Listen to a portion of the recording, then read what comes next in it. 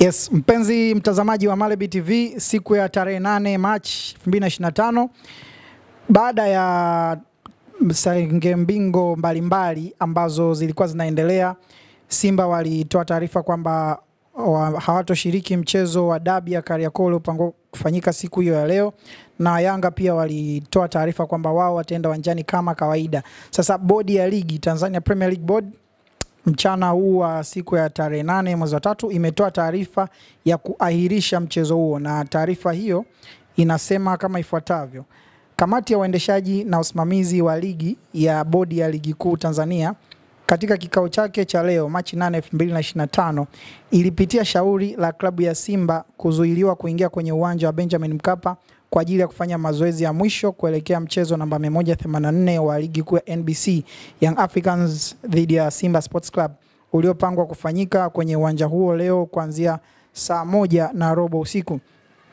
Katika shauri hilo, klabu ya Simba iliandikia barua bodi ya ligi kueleza kuhusu tukio tajwa hapo juu, huku pia ikieleza nia yao ya kutoshiriki mchezo huo kwa sababu imezuiliwa kutumia haki yao ya kikanuni kama ilivyoainishwa kwenye kanuni ya 17 ibara ya 45 ya ligi kuu kuhusu taratibu za mchezo.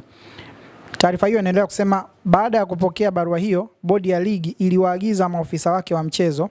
ambao walishuhudia tukio hilo kutuma taarifa ya tukio haraka ili hatua zinazostahili ziweze kuchukuliwa, ikiwemo kuitishwa kwa kikao cha dharura cha kamati ya uendeshaji na usimamizi wa ligi. Baada ya kupitia taarifa mbalimbali zikiwemo za maofisa wa mchezo na vyanzo vingine, kamati ilibaini kuwa klabu ya Simba wakati ikielekea kutumia haki yake iliyoainishwa kwenye kanuni ya 17 ibara 45 ya ligi kuu haikuwasiliana na ofisa yoyote wa mchezo, timu mwenyeji wala mamlaka ya uwanja kuhusu nia yao ya kufanya mazoezi katika uwanja huo ili maandalizi ya kikanuni yafanyike. Katika taarifa hizo, kamati ilibaini pia kuwa walinzi ambao baadhi walifahamika kwa sura kuwa ni wa klabu ya Yanga walishiriki tukio la kuzuia basi la klabu ya Simba kuingia uwanjani kinyume na matakwa ya kanuni ya 17.45 ya ligi kuu kuhusu taratibu za mchezo.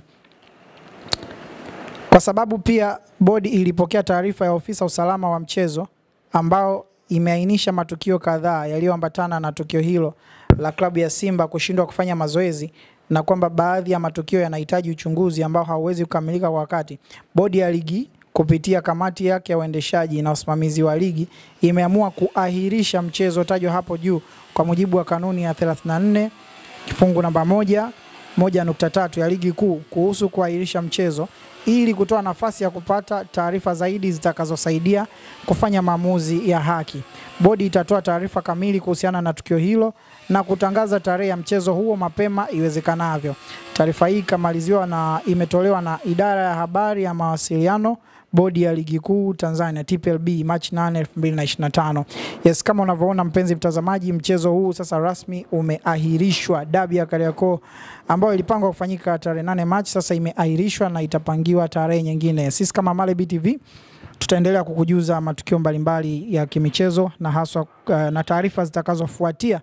baada ya kuahirishwa kwa mchezo huu. Nini kilisababisha, na wapi wanahusika, uchunguzi unaendeleaje, na matukio mbalimbali yanahusiana na sakata hili la kuahirishwa kwa dabi hii ya Kariakoo. Jina langu ni Gerald Lufumbi, unaweza kaniita Soso ama mchambuzi under 20.